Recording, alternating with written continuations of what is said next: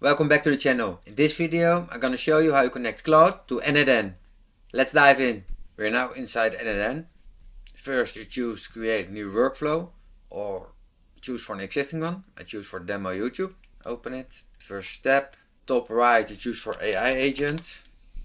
And you're going to leave the node. Here is the basic template of an AI agent. And we're going to add a chat model. The top one on the right is the Anthropic chat model.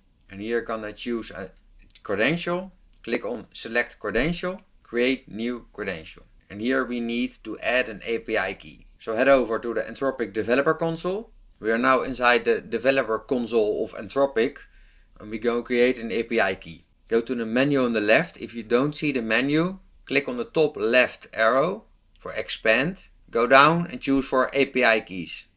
We're going to create an API key. Create new one. Give it a name, for example, YouTube demo, click on add. It's important to save your API key because you won't be able to view it again. Copy key, head back over to n8n, paste in the API key. The next step is to go back to the Claude console, close this view and click on billing. You need to buy credits for at least $5. If you don't buy credits, you get a connection error. I already bought $5. Go back to n8n. And click on save. Connection tested successfully.